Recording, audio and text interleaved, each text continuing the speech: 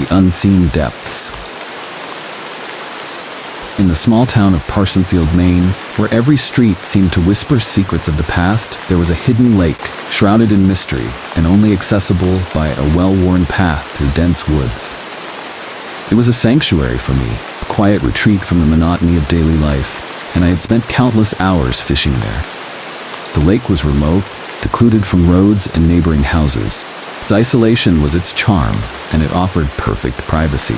I kept my kayak in the same spot by the lake, propped up against a massive oak tree, away from prying eyes and the elements. It was a convenient solution, allowing me to avoid the hassle, transporting it back and forth from my house. One summer evening, as dusk began to drape its cloak over the landscape, I set out to enjoy a quiet fishing session.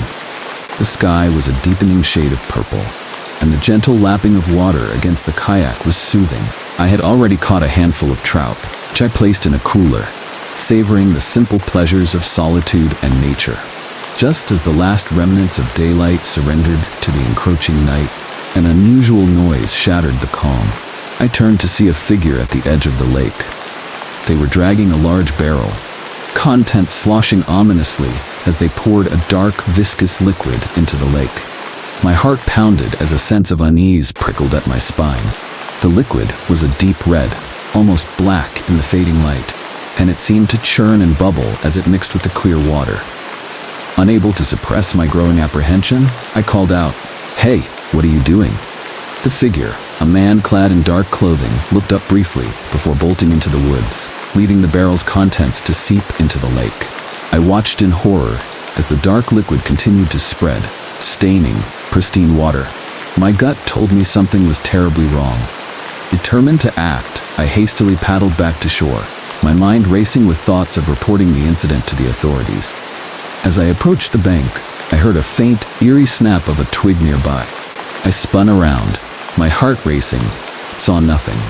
Ignoring the unsettling feeling, I quickly covered my kayak and left it lying on the ground, grabbing my gear and cooler with trembling hands. The walk back to my house was a blur of anxiety.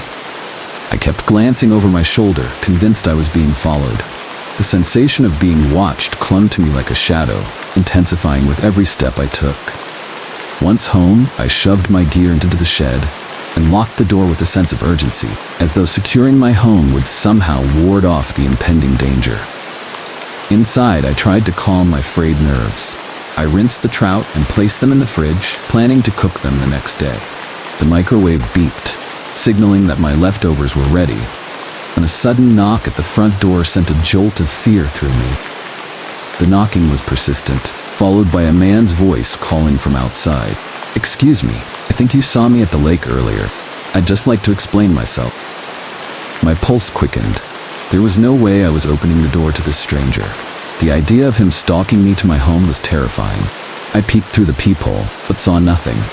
My heart pounded as the knocking grew louder, more insistent. I shouted through the door, "Leave now, or I'll call the police." The man's voice softened, almost mocking. "Sir, if you could just open the door, I'll explain everything to you." The calmness in his voice only heightened my fear. I repeated my threat, my hand shaking as I dialed the non-emergency police number. I reported the suspicious activity at the lake and the unsettling visit to my house, hoping that the authorities would take my concerns seriously. As I locked all the windows and turned on the air conditioning, I tried to convince myself that I was overreacting. But as the night wore on, the house felt eerily quiet. I settled on the couch, my gun close by, watching TV to distract myself. The sense of dread that had plagued me all evening resurfaced, making every creak and groan of the house seem ominous. At around 2 a.m., a loud crash from downstairs jolted me awake. My heart raced as I grabbed my Glock from the closet. I crept through the darkened hallway, every step amplified by the eerie silence. The footsteps I heard on the stairs were slow and deliberate, sending a chill down my spine. I hid behind the dresser near my bedroom door, aiming my gun at the entrance. The door handle turned slowly, and the door creaked open. A silhouette stood in the doorway, casting a long shadow into the room. I flicked on the lamp, illuminating the intruder, a man with a small blade in hand. He raised his hands in a gesture of surrender, his expression eerily calm. "Get on the ground now," I screamed, my voice echoing with a mix of fear and authority. He seemed to hesitate, then said softly, "I'm leaving." He turned and fled down the stairs. I shouted after him, but he was already gone. I raced downstairs, locking the front door and calling 911. The living room window was shattered, glass scattered across the floor. I stayed by the broken window, watching for any sign of the intruder until the police arrived. They took my report and inspected the damage, but the man was nowhere to be found. The next morning, I accompanied 2 officers back to the lake, hoping to find the barrel or any trace of the mysterious liquid. But after searching for 20 minutes, we found nothing. The man had clearly taken great care to cover his tracks. I provided a detailed description of him. Short, bearded white man with a receding hairline and glasses, dressed in black flannel and pants. With the police gone, I returned home and spent the day with my brother Dale, who had come over to help fix the window. My other brother and I went to Home Depot for the necessary materials. Dale stayed with me for a few nights, his presence a small comfort in the midst of my growing paranoia. The theory that haunted me was dark and unsettling. I couldn't shake the thought that the barrel might have contained human remains, possibly dissolved in acid. The man's desperate attempt to avoid detection and his brazen intrusion into my home only strengthened my fear. Why else would someone go to such lengths to keep their actions secret? I trusted my instincts that night. Feeling of danger was palpable, and I knew that opening the door could have led to something far more sinister. As the days passed, I found solace in the company of my brother and the presence of the police, but the shadow of that night lingered. The hidden lake, once a peaceful retreat, had become a haunting reminder of the unseen depths that lay beneath its surface. In the quiet of the nights that followed, I couldn't shake the feeling that something or someone was still watching from the shadows. The woods around the lake seemed darker, the whispers of the trees more foreboding, and every time I passed by that oak tree where I used to leave my kayak, I felt a shiver of unease, as though the darkness held secrets I was never meant to uncover. I never went back to that lake. It remained a hidden part of my past. A place where something dark and inexplicable had seeped into the water and my life. The memory of that night stayed with me, a chilling reminder that sometimes the most terrifying things are the ones that lurk in the unseen depths. The Forest Echoes. Ever since I was a kid, fishing was a family tradition. No, more like an obsession. Every summer, the older men in my family would drag me along on their fishing trips, teaching me the ropes, showing me how to cast, reel, and weight. I was the youngest, so naturally, I was expected to become the next expert in the family. The ones who took it the most seriously were my dad and his brother, Tom. Our house looked like something straight out of a fishing magazine. Rods, tackle boxes, mounted fish on the walls, the whole 9 yards. If you walked into our living room, you'd think we spent more time on the water than on land. But this story isn't about me. It's about my dad, Mark. He's the kind of man who's seen it all, or so I thought. There aren't many things that rattle him, but when he tells this story, it's like he becomes a different person. You can see it in his eyes, the way his voice wavers, like he's right back in that moment, feeling the terror all over again. It happened on one of those fishing trips. My dad, his brother Tom, and their close friends, Luke, Jerry, and Greg, had planned the trip for weeks. They were going to a spot they considered a hidden gem, a secluded cove a couple of hours by boat from the nearest marina. It was their favorite spot, known for its abundant bass and the occasional pike. The kind of place where they could fish all day without seeing another soul. They set out early, long before the sun had even touched the horizon. The boat cut through the mist that hovered above the water, everyone laughing and joking as they went. They anchored the boat in the cove, surrounded by dense forest. The place was perfect, just as they'd remembered. As they settled in, cracking open their first beers of the day, despite the early hour, the atmosphere was light, almost festive.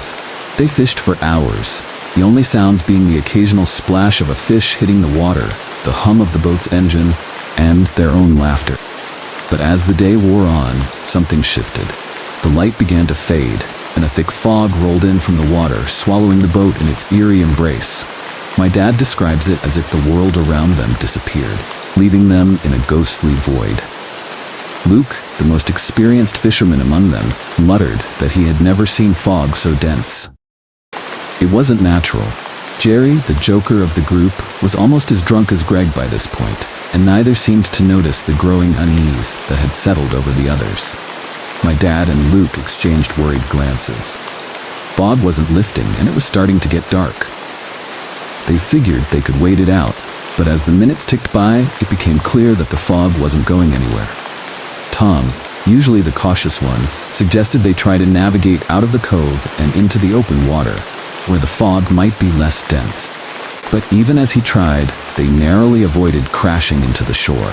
The fog was too thick, the darkness too impenetrable. They had no choice but to spend the night on the boat. My dad was worried. He needed to contact his office about some urgent business. There was no signal. They had drifted into a dead zone, part of the cove where their phones were useless. He, Luke, and Jerry decided to go ashore in search of higher ground, hoping to find a signal. They left Tom and Greg on the boat, with Tom promising to keep an eye on things. They made their way to shore, the boat rocking gently as they disembarked. My dad grabbed the emergency flare gun from the boat, just in case. The three of them set off into the woods, beams from their flashlights cutting through the inky darkness.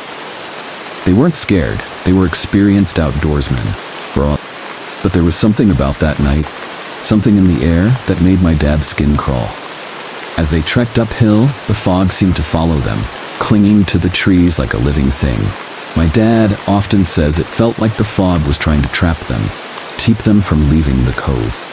They pushed on, the forest around them growing denser, darker. Then, without warning, a strange sound broke the silence. A series of clicks, rhythmic yet erratic, coming from somewhere ahead of them. They froze, straining their ears to listen. Clicks were human-made, that much was clear. And they were getting closer. Luke, who had been in more than his fair share of dangerous situations, whispered urgently for them to turn off their flashlights. "Don't give away our position," he hissed, his voice tinged with genuine fear. They did as he said, plunging themselves into darkness. The clicking stopped, replaced by an oppressive silence. It was the kind of silence that pressed down on you, making it hard to breathe. My dad's heart was pounding in his chest.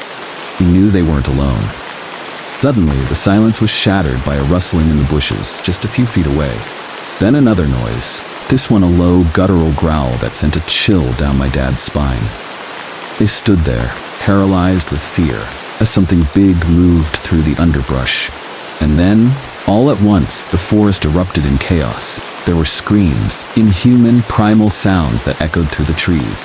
Kind of screams that make your blood run cold. Without thinking, my dad fired the flare gun. Bright red light cut through the fog, illuminating the forest for just a moment. What they saw was the stuff of nightmares. In the brief flash of light, they saw them. Figures emerging from the fog, dressed in tattered, primitive clothing, their faces obscured by mud and what looked like animal skin. They were holding spears, crude weapons that looked like they had been fashioned out of sharpened wood. There were at least 10 of them, maybe more, standing in a loose circle around the clearing, watching them with cold, empty eyes. Jerry screamed, stumbling back, but Luke grabbed him, pulling him to his feet. "Run," he shouted, his voice barely audible over the pounding of their hearts. They didn't need to be told twice. They turned and ran, crashing through the underbrush, branches tearing at their clothes, roots tripping them up at every step. The sounds of pursuit were right behind them, footsteps, growls, the snapping of branches as their pursuers closed in. My dad's lungs burned. His legs felt like they were made of lead, but he kept running, driven by pure adrenaline and the desperate will to survive. They burst out of the forest, gasping for breath, and stumbled back to the boat. "Start the engine," my dad yelled at Tom, who was already scrambling to get the boat moving. They leaped onto the deck just as the engine roared to life, the boat lurching forward, away from the shore. As they sped away, my dad fired another flare back towards the forest. For a split second, the light illuminated the shoreline, and they saw them again, the figures standing at the water's edge, watching them with those cold, empty eyes. There were more of them now, at least 15, maybe 20. They didn't move, didn't make a sound. They just watched as the boat sped away into the darkness. The light from the flare faded, and the figures disappeared into the fog once more. The boat sped on, the engine the only sound as they left the cove behind. My dad, Luke, and Jerry were shaking, their minds racing to process what they had just seen. They didn't stop until they were miles away from the cove, out in open water where the fog wasn't as thick. They anchored the boat and sat there in silence, the only sound the gentle lapping of the waves against the hull. No one spoke for a long time. What could they say? How could they even begin to explain what had just happened? Eventually, exhaustion took over, and they took turns keeping watch while the others tried to get some sleep. But sleep didn't come easy.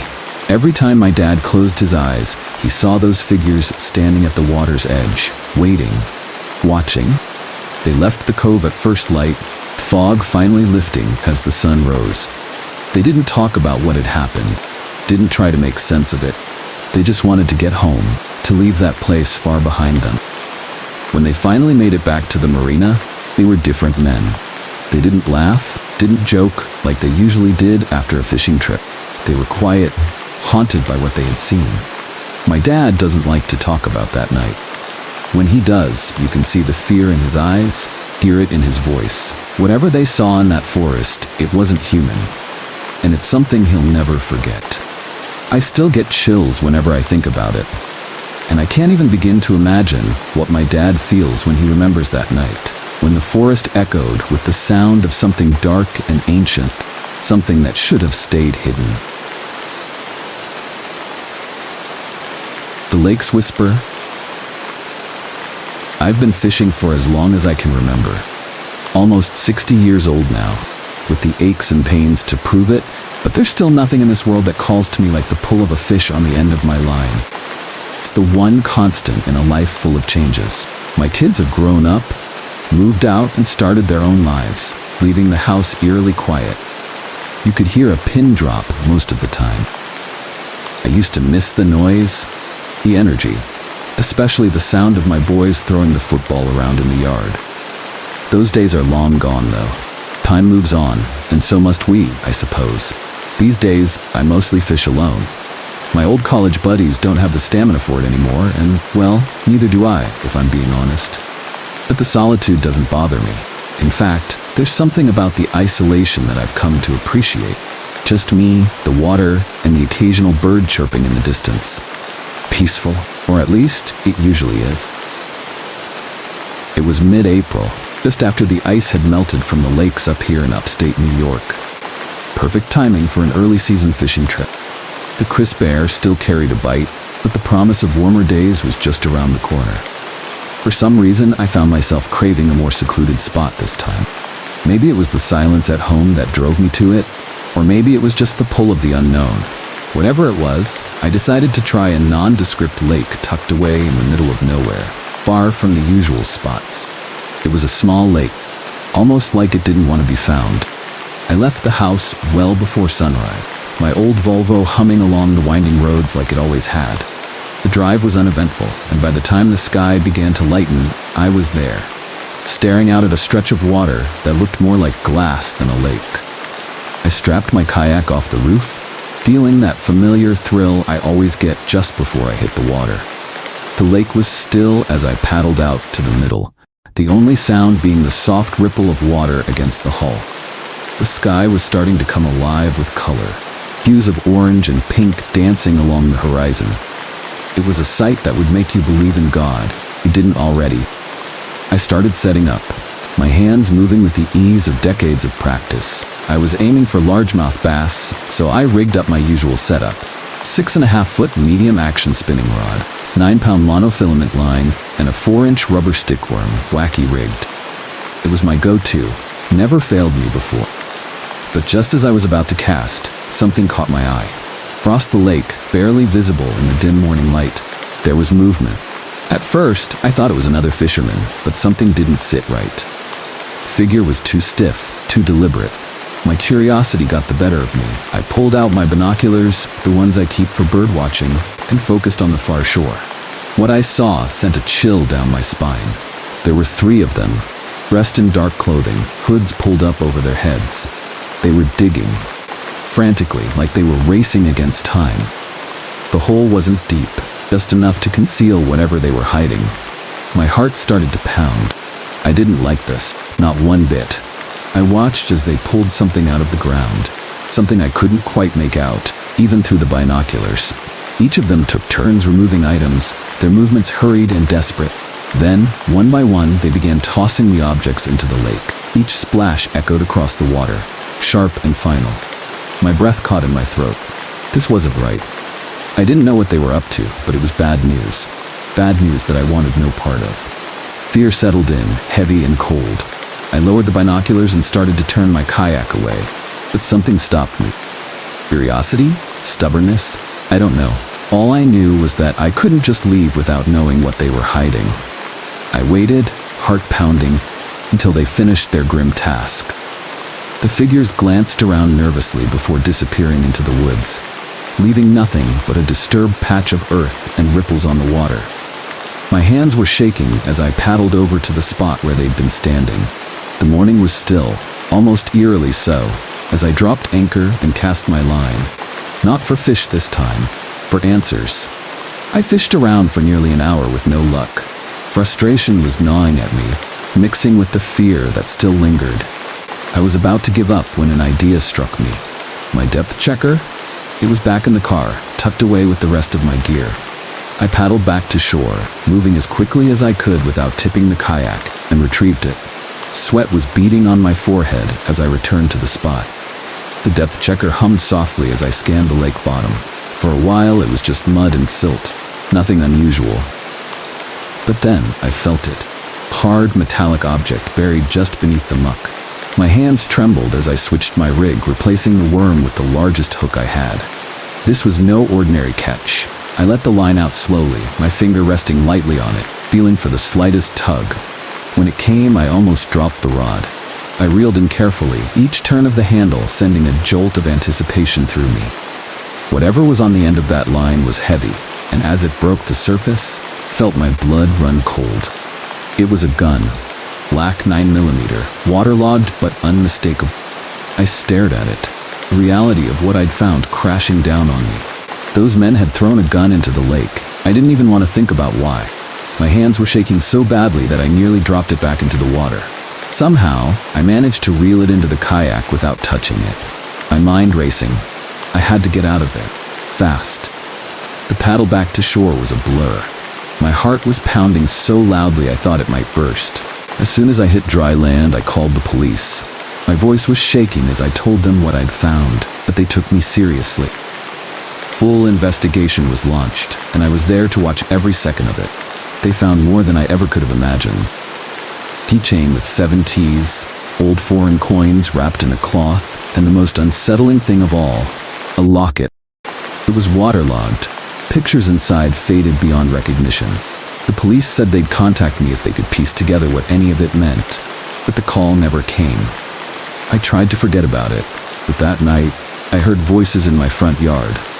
"That was the car, I know it," someone whispered. I peeked out the window, my heart in my throat. Shadows moved around the yard, figures darting in and out of view. They never rang the bell, never knocked on the door. They just circled my house, like wolves sizing up prey, and then they were gone. I called the police again, desperate to reopen the investigation, but it went nowhere, and the questions haunted me. Why were those items buried? Why did they go back to dig them up, only to throw them into the lake? Was it panic? Change of plan? Or something more sinister? Weeks passed, and the fear began to fade, but it never fully left me. I stopped fishing for a while, the lake holding a darkness that I couldn't shake. The quiet of my house became unbearable, the silence pressing in on me from all sides. I couldn't shake the feeling that I was being watched, every creak and groan of the old house sending my heart racing. One night, as I sat in the living room with a glass of whiskey, I heard it again. Faint whisper, just outside the window. I froze, my blood turning to ice. The words were muffled, but unmistakable. "He knows," someone said. I bolted out of my chair, heart pounding. I grabbed the nearest thing to a weapon, a fireplace poker, and yanked open the door.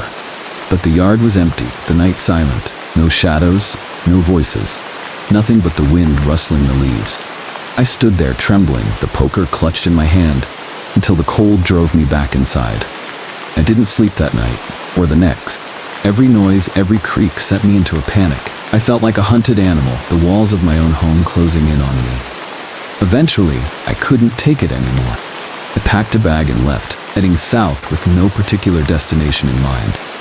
I couldn't stay in that house, not with the memories and the fear that had taken root there.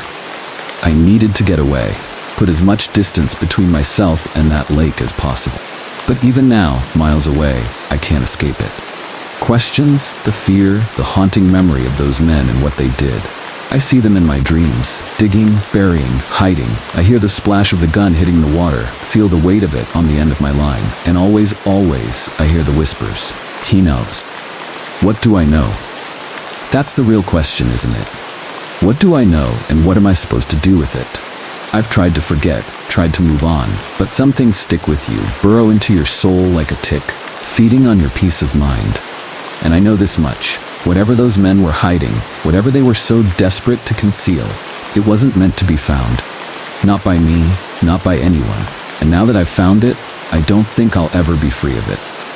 The lake called to me once, with its promise of peace and solitude. But now it's a place of nightmares, a dark and twisted reflection of everything I once loved about the water. And no matter how far I run, no matter how much I try to forget, I know that the lake will always be there, waiting. And so will they. Because they know too. They know I'll never stop wondering, and they'll never stop watching.